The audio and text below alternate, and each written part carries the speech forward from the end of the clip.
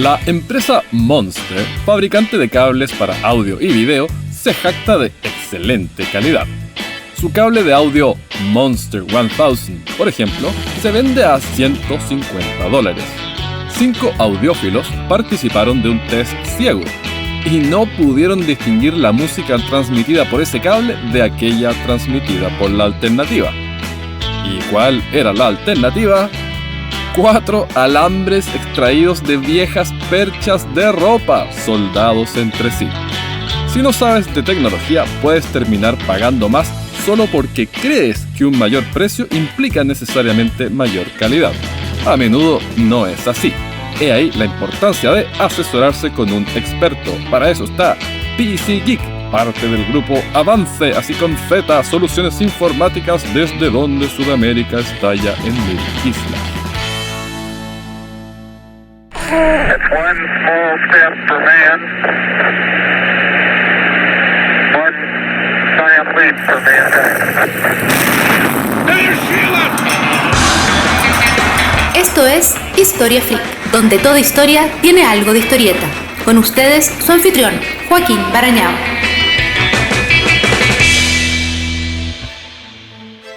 El episodio pasado fue mi mejor esfuerzo por explicar el origen de la vida hace quizás 3.700 millones de años, sin incurrir en más jerga biológica de la que soporta un estómago no especializado. Pues bien, ¿cómo eran los primeros organismos? Pues simples células sin núcleo, o procariontes, antes de la nuez. No mucho más que bolsas de citoplasma con ADN flotando libremente en su interior. Como no había comida aún, alguien tenía que pagar el noviciado, ni había aún evolucionado la fotosíntesis, estos pioneros eran quimioautótrofos, es decir, obtenían su energía de la oxidación de compuestos inorgánicos. Todavía se encuentran bichos de esta estirpe festinando delicias inorgánicas en fuentes hidrotermales marinas a kilómetros de profundidad y sin un ápice de luz solar. Para que nos entendamos, en adelante, este sonido indica los millones de años en el pasado en que acaece la acción. Nos fuimos 3600. Por ahí más o menos vivió Luca, nuestro último ancestro común, ese tatara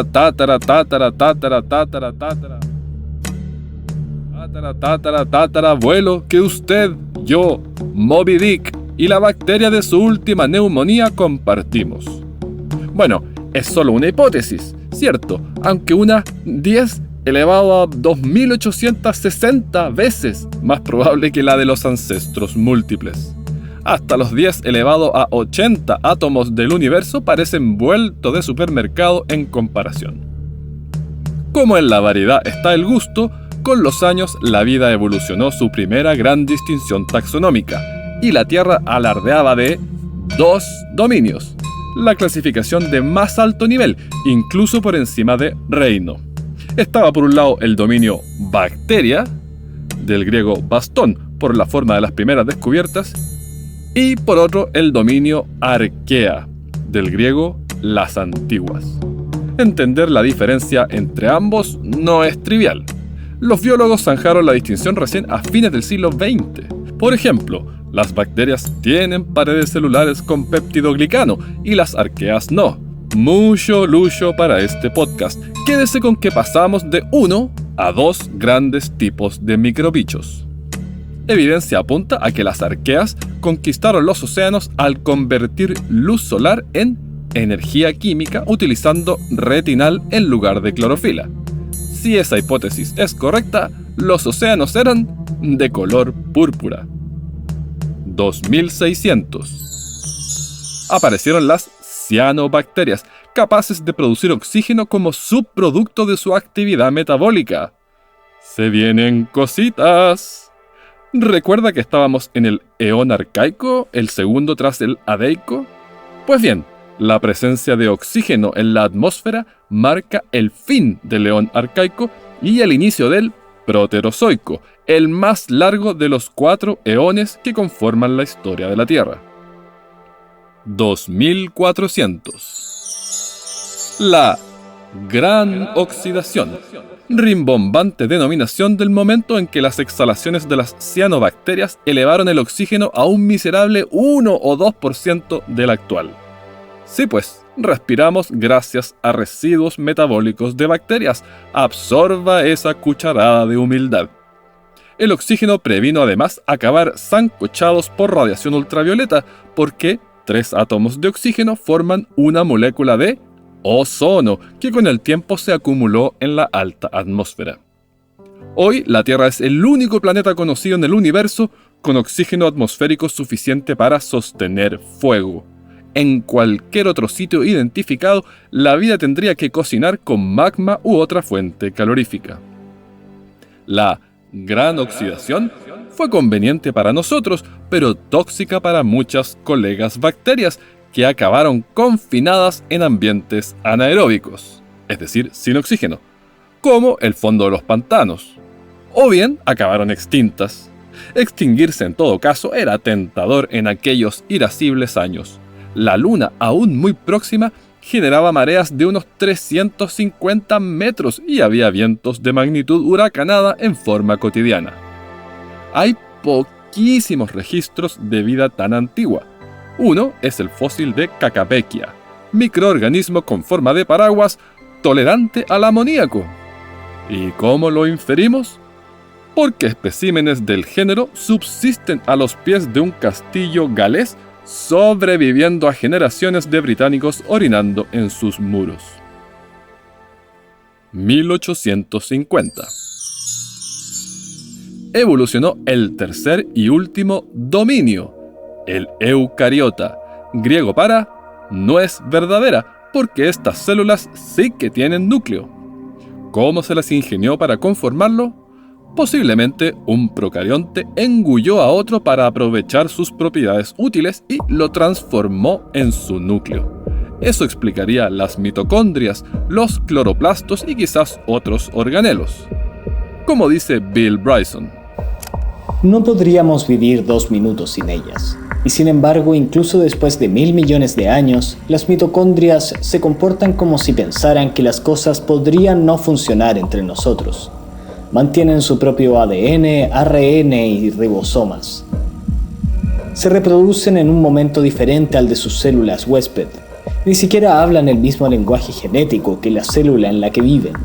En resumen, mantienen sus maletas empacadas. Ya con nueces verdaderas, el negocio este de la vida se pone ahora realmente interesante. Las células eucariotas evolucionaron estructuras muchísimo más complejas. Pueden ser hasta 10.000 veces más grandes que los procariontes. Recuerde los huevos de tiburón ballena. Y contener 1000 veces más ADN. Si lo que le interesan son los animales apreciables sin microscopio, ya enfilamos en esa dirección. Enfilamos, sí, pero el proceso iba a tomar un tiempo exasperantemente largo. Siguen los denominados aburridos 1000 millones. De los 1800 a los 800 millones de años atrás. Con niveles de oxígeno muy bajos, la evolución fue lenta, la tectónica era estable y no se conocen grandes glaciaciones. Lo que sí, emergió un asunto que nadie osaría catalogar de aburrido: el sexo. Desafiante hubiese sido narrar historias de amor cuando la vida se propagaba por mitosis, es decir, la simple duplicación de individuos. Y entonces, a la luz tenue del arrebolado atardecer, en un desbordante arrebato de pasión, nuestra bacteria duplicó su material genético. ¿Por qué iba a embarcarse la vida en el riesgoso y desaseado asunto del sexo? La reproducción asexuada cumple su función con eficacia prusiana. La bacteria Clostridium perfringens, responsable de infecciones intestinales, duplica su población cada 10 minutos. Sin depredación ni restricciones alimentarias, en 24 horas una población de 1 miligramo alcanzaría la masa de 3,7 millones de planetas Tierra. Tales velocidades son imposibles por la vía sexual. Primero, porque la población útil, la femenina como siempre, es solo la mitad. Un hombre podría duplicar la población mundial con 27 eyaculaciones, pero sin vientre materno receptivo es pura redundancia. Segundo, por el desafío de buscar, encontrar, aceptar y ser aceptado por una pareja apta, reto mayúsculo en algunos casos.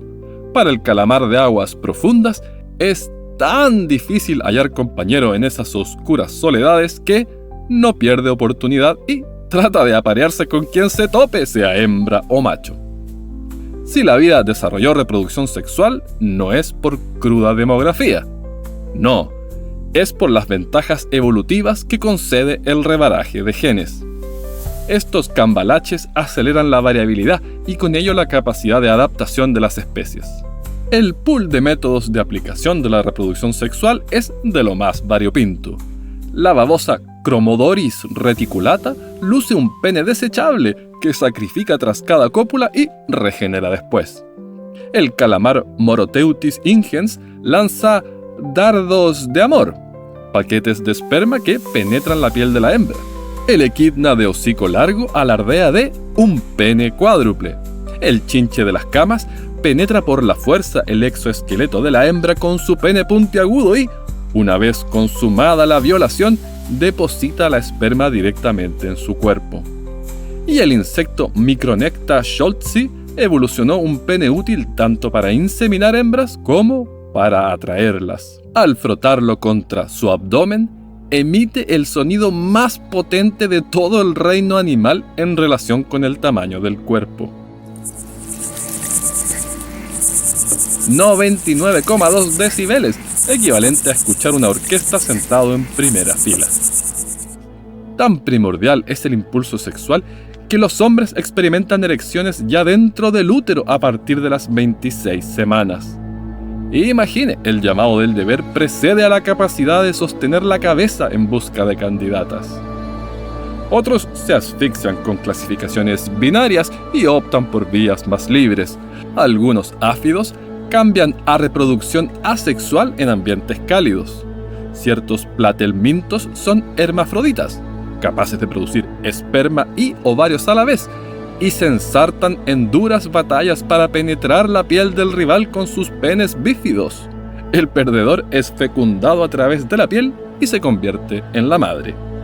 Pero la mayoría de los animales superiores son fieles a los preceptos más conservadores del revoltijo de genes, sexo mediante. 750. Dele la bienvenida a los primeros protozoos. También aparecen por ahí los hongos, en formato unicelular. Este reino puede parecerle ajeno a su evolucionada existencia de Homo sapiens. Mal que mal, en Oregón existe un ejemplar de 9,1 kilómetros cuadrados de superficie y que pesa al menos 7.000 toneladas. Considere, sin embargo, que el reino fungi está genéticamente más cerca del animal que del vegetal. Los hongos son, como nosotros, heterótrofos, es decir, deben comer para obtener su energía, a diferencia de las plantas que desayunan energía solar. Construyen sus células con quitina, la misma sustancia que estructura caparazones de insectos, y sus uñas.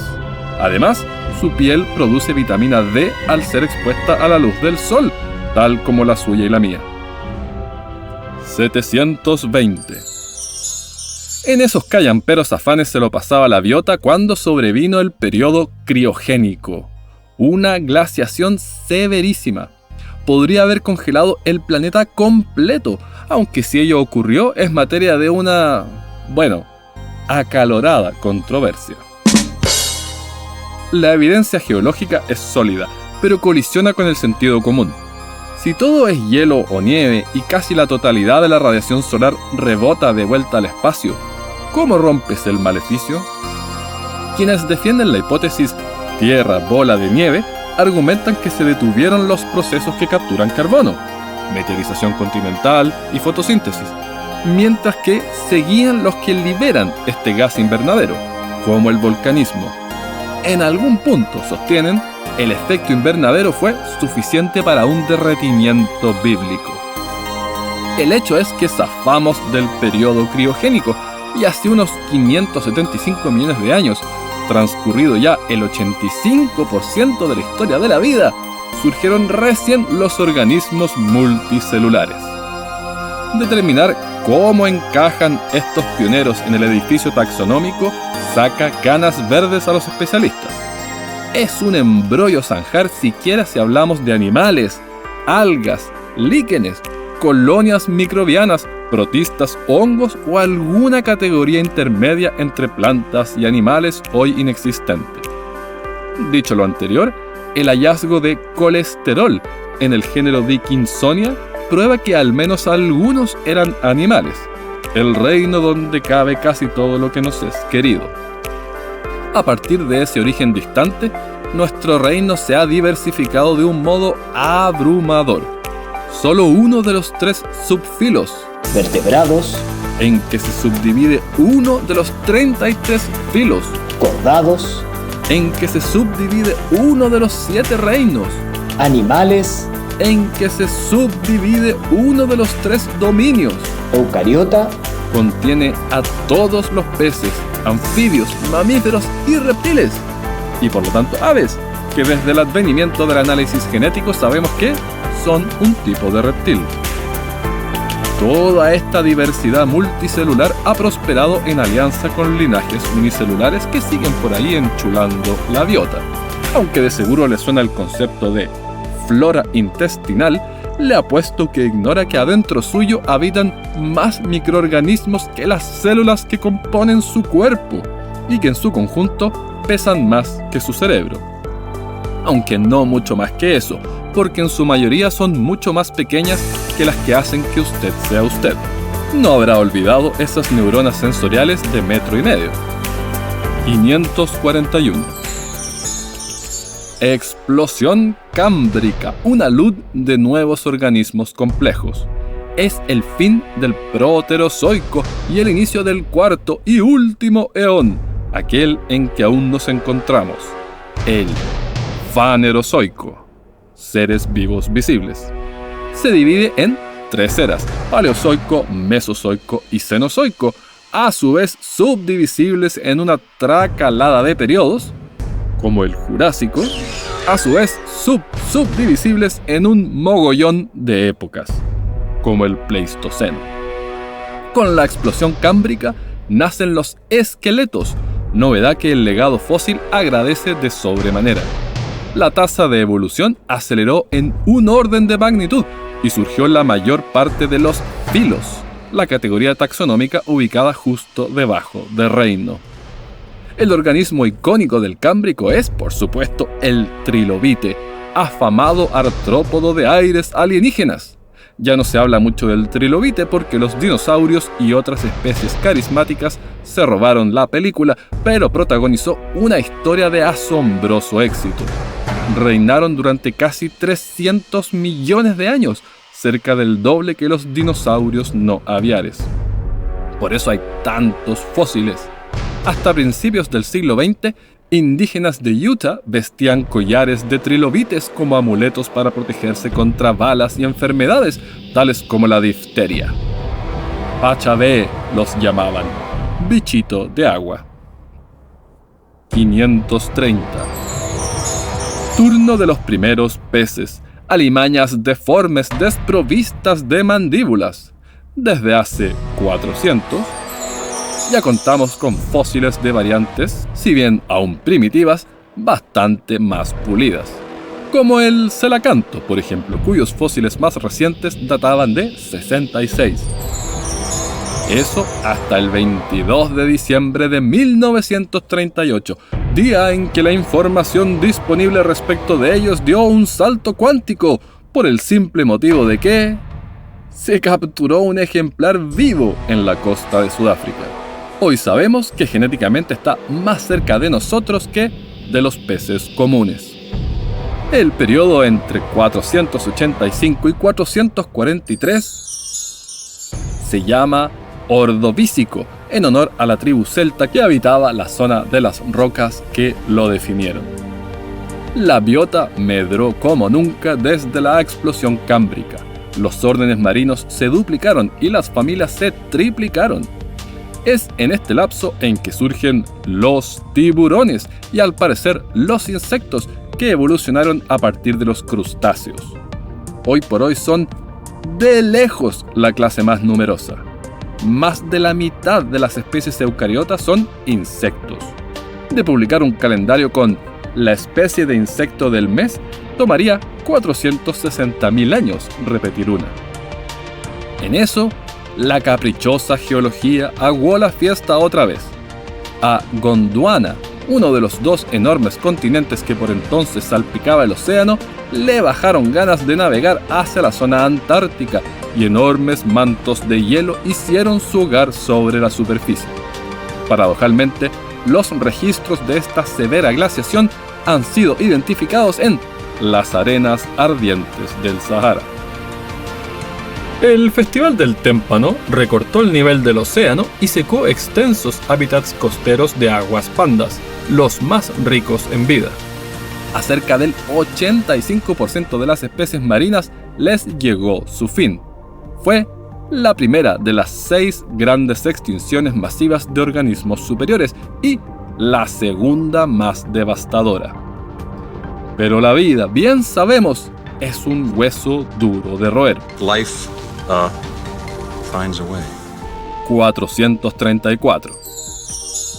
Las plantas, finalmente, se animaron a dejar el océano e iniciar la colonización de la tierra firme. Partieron tímidamente, primero solo en torno a cuerpos de agua. En forma paulatina, agarraron confianza y se aventuraron tierra adentro. Lo mismo los hongos. 410. En un mundo que aún no conoce los árboles, el paisaje terrestre quedó dominado por prototaxites, hongos de 8 metros de alto y estipes, equivalente a tallos, de 1 metro de diámetro. En contraste, el mayor vegetal se erguía a unos 6 centímetros, imponiéndose a escala pitufo sobre los bosques de musgo que se extendían a sus pies. Algunos invertebrados proveían a la Tierra de cierta onda multicelular. 374. Ahí, colonizando andaban estos adelantados terrestres cuando los pilló la segunda gran extinción, que se hizo rechupete cerca de la mitad de los géneros. Aún no están claras las causas. Quizás fue un periodo extendido de mortandad más que un evento puntual. 363. Vino el rebote, como siempre. La tierra quedó cubierta de antepasados de los árboles que se reproducían mediante esporas en lugar de semillas. Así que, ya ve, los tiburones son más antiguos que los árboles. Había tanto oxígeno en la atmósfera, 35% versus el 21% que hay hoy, que los insectos, que respiran por difusión a través de sus tejidos, estrujaron la oportunidad y alcanzaron dimensiones ciclópeas. Proliferaban libélulas del tamaño de gaviotas y milpies de 2 metros. Se le conoce como periodo carbonífero, porque algo así como el 90% del carbón data de la materia vegetal depositada durante esos milenios. La hipótesis reinante es que la lignina y la celulosa evolucionaron antes que microorganismos y hongos desarrollaran enzimas capaces de digerirla. Así, abundaba la comida, pero no había invitados al festín. Troncos, ramas y raíces se acumulaban unos arriba de otros. El peso de toda esa madera se comprimía y formaba turba y, con el tiempo, carbón. La tasa de formación era unas 600 veces superior a la actual. La humanidad le debe mucho a lo prolongado de aquel periodo de plácida fotosíntesis, pues cada día quemamos la energía que la Tierra tardó unos 1400 años en acumular como combustible fósil. 360. Fue en este verde entorno que aparecieron los anfibios, ambas vidas en griego por su capacidad de vivir en agua y en tierra. Hoy se lucen con criaturas tan espeluznantes como la rana peluda que ante amenazas rompe sus huesos para utilizarlos como garras defensivas. 315. Llegan los reptiles, aunque es difícil precisar desde cuándo que algunos de ellos, tales como geckos y cocodrilos, definen el sexo de las crías no por cromosomas, sino que según la temperatura de incubación de los huevos. 270. Gondwana colisionó con Norteamérica, Europa y Siberia para formar Pangea, del griego toda la madre tierra. En el ciclo continuo de reordenamiento de las placas tectónicas, Pangea fue quizás el séptimo supercontinente, pero con seguridad el último. Los organismos terrestres se desplazaban a lo largo de toda la Tierra habitable. 252. La empresa de la vida iba viento en popa hasta la extinción masiva que marca el fin del periodo pérmico y también de la más amplia era paleozoica. Es el comienzo de la era cenozoica, que a su vez debuta con el periodo triásico. Fue la tercera y más severa de las 6 extinciones, posiblemente debido a la suma de cambios climáticos y eventos catastróficos de tipo hollywoodense. What's magma? Lava. Lava? Se esfumaron cerca del 96% de las especies marinas, trilobites inclusive, y el 70% de los vertebrados terrestres. Tan devastador que la diversidad de familias, en el sentido taxonómico, tardó cerca de 100 millones de años en recuperarse. Al trance le siguió el efecto Lilliput, un lapso de enanismo y de biodiversidad de pobreza franciscana. Un verdadero reseteo de la vida. Mire, hay muy buenas razones para preocuparse por el actual riesgo de desaparición de pandas y orangutanes, pero en algo consuela poner las cosas en perspectiva. Más del 99% de las especies que han pisado el planeta están hoy extintas. Esto fue Historia Freak, escrito y narrado por Joaquín Barañao. Postproducción, Clemente Cosiña. Las referencias bibliográficas de este y todos los episodios en Historia Universal Freak Extendida. 2.800 páginas desde el Big Bang hasta el presente. A $9.99 en Amazon.com.